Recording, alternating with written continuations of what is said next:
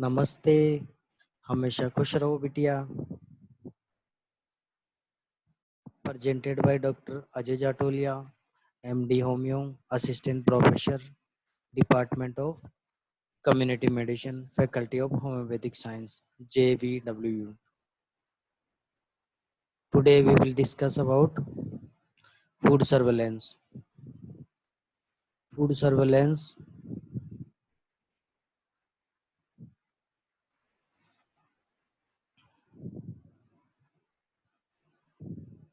essential for the protection and maintenance of community health. ये बहुत ही ज़्यादा जरूरी है for protection and maintenance of community health. All conditions and measures that are necessary during the production, processing, storage, distribution and preparation of food. जितने भी conditions है जो कि मेजर करते हैं, नेसेसरी करते हैं during production of food, processing of food, storage of food, distribution and preparation of food to ensure that it is safe, wholesome and fit for human consumption.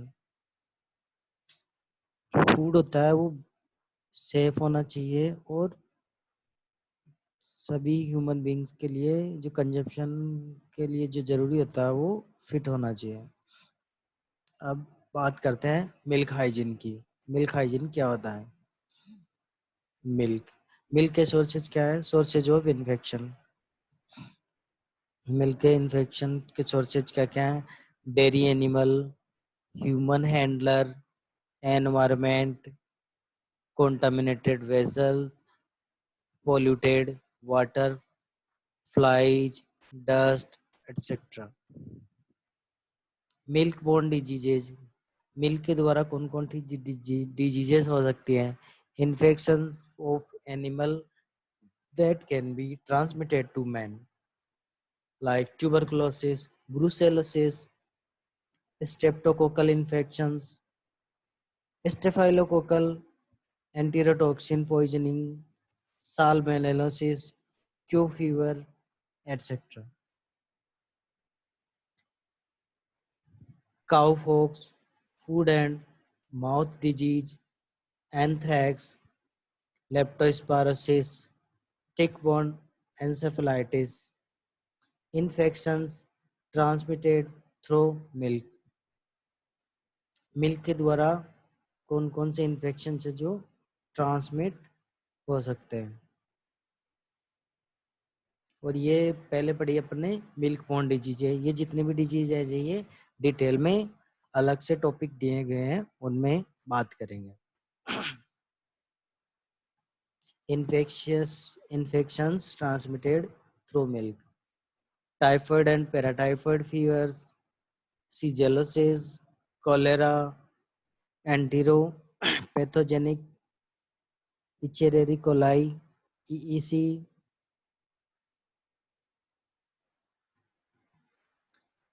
अब बात करते हैं मिल्क टू मैन कौन कौन सी बीमारियां हो सकती हैं।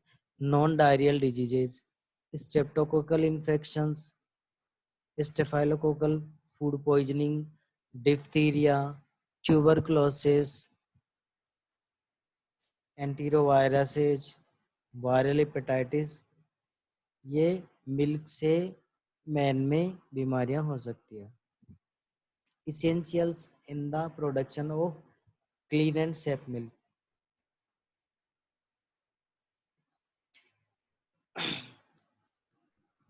essential in the production of clean and safe milk: healthy and clean animal होने चाहिए, premises should be sanitary,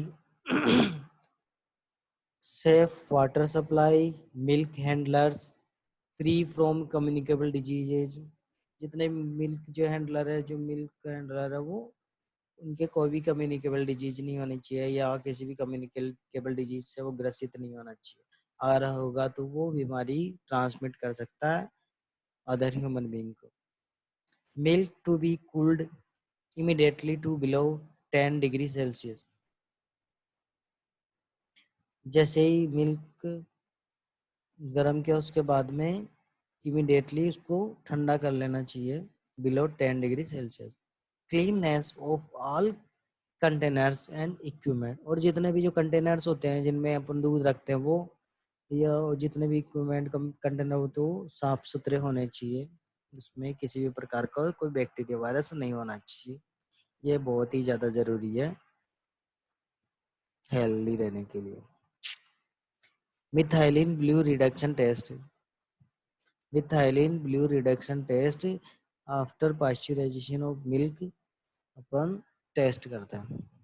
the test is carried out on the milk accepted for pasteurisation, कि ये जो पाश्चराइजेशन किया हुआ जो मिल्क है एक्सेप्ट करना चाहिए या नहीं करना चाहिए, इसके लिए ही मिथाइलिन ब्लू रिडक्शन टेस्ट किया जाता है। इससे पता लग जाता है कि ये जो मिल्क है वो शुद्ध है कि नहीं है। Bacteria growing in milk bring about A decrease in the colour imparted to milk. Definite quantities of methylene blue are added to 10 ml of milk. 10 ml methylene blue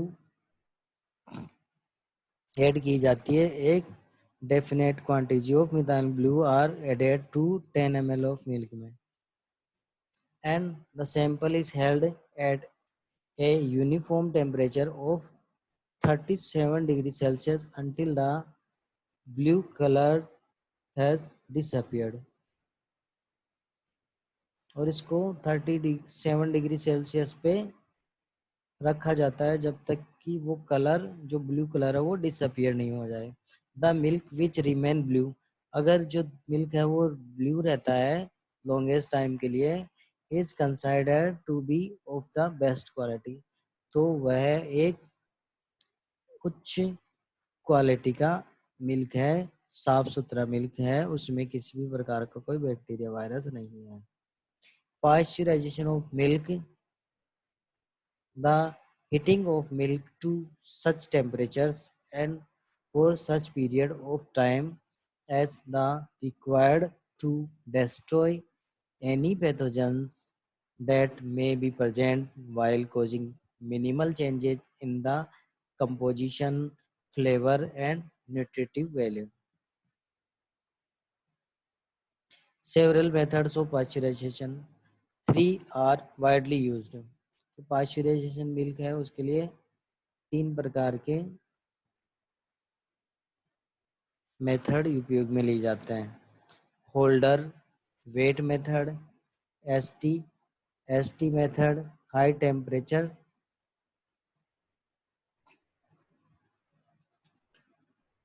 short temperature method,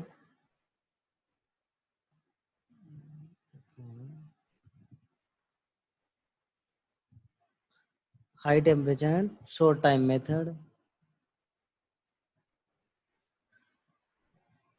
ultra high temperature method UHT, holder weight method. In this process, milk is kept at 63 degree to 66 degrees Celsius for the at least 30 minutes and then quickly cooled to 5 degrees Celsius. Weight method is recommended for small and rural countries. और ये wait method होता है वो small and rural communities में ही उपयोग में लिया जाता है। ST method, high temperature and short time method. Milk is rapidly heated to a temperature of nearly 72 degrees Celsius, and after heating for 15 seconds, the milk rapidly cooled to 4 degrees Celsius. This is now the most widely used method. अब ST method और holder wait method में इतना ही फर्क है कि ये 63 to 66 degree Celsius पे गर्म करके 30 मिनट के लिए गर्म करके कूल्ड कर लिया जाता है 5 डिग्री सेल्सियस तक। और जो ST मेथड है उसके अंदर 66 में कितना 6 4 और तो 6 और ऐड कर दे देंगे तो 72 डिग्री सेल्सियस हो जाएगा। ये 15 मिनट के लिए गर्म करते हैं, उसको 30 मिनट के लिए गर्म कर रहे थे। और फिर कूल्ड कर लिया जाता है रिपीटली 4 डिग्री सेल्सियस पे, और उसको 5 डिग्री सेल्सियस पे कूल्ड कर लिया गया था। इसको 4 डिग्री सेल्सियस पे कूल्ड करते हैं। This is now the most widely use method, और ये बहुत ही ज्यादा उपयोग में लिया जाता है STSC method. UST method, ultra high temperature method. Milk is rapidly heated usually in 2 stages. इसमें 2 स्टेज में मिल्क को रैपिडली गर्म किया जाता है। The second stage usually being under pressure, और जो सेकेंड स्टेज होती है उसको अंडर प्रेशर में यूज में ले लिया जाता है to 125 degree Celsius for a few seconds only. Second stage usually being under pressure में यूज में ली जाती है to 125 degree Celsius for a few second, only few seconds के लिए इसको उपयोग में लिया जाता है। गर्म करते हैं दूध को 125 डिग्री सेल्सियस पे अंडर प्रेशर में। It is then rapidly cooled, और रैपिडली इसको ठंडा कर लिया जाता है and bottled as quickly as possible. और लंबे समय तक अगर किसी मिल्क को उपयोग में लेते हैं तो इसमें अल्ट्रा हाई टेम्परेचर वाली विधि उपयोग में लेते हैं, और रैपिडली इसको ठंडा कर लिया जाता है और बोतल वगैरह में क्विकली पैक कर लिया जाता है, जितना जल्दी हो सकता है उतना जल्दी। Test of pasteurised milk. अब जो पास्चुराइजेशन किया था मिल्क का, उसका अपन टेस्ट करते हैं कि ये शुद्ध मिल्क हुआ है कि नहीं हुआ है, ये क्लीन हुआ है कि नहीं हुआ है, उसका पता लगाते हैं। इसमें टेस्ट करते हैं तो फोस्फेटेज टेस्ट। फोस्फेटेज टेस्ट में क्या करते हैं, raw milk contains an enzyme called फोस्फेटेज which is destroyed on heating at 60 degrees Celsius for 30 minutes. Standard plate count. Limit of 30,000 bacterial count per ml of pasteurized milk. Coliform count. Standard plate count था, दूसरा second है coliform count, और एक था फोस्फेटेज test. Coliform count के अंदर coliform organism are usually completely destroy. जो coliform organism है इसमें जो ऑर्गेनिज्म होता है वो कंप्लीटली डिस्ट्रॉय हो जाता है बाय पास्चुराइजेशन। पास्चुराइजेशन में कंप्लीटली डिस्ट्रॉय हो जाता है। इसमें जो बैक्टीरिया होते हैं वो करीबन ना के बराबर होते हैं। लिमिट इज 10 पर एम एल में ओनली 10 के आसपास मिलते हैं। This session powered by digital version 2.0 Jyoti Vidyapeeth women's university. I hope you are satisfied with my digital session. If you have any query, please mention in comment box. I will resolve it. Thank you.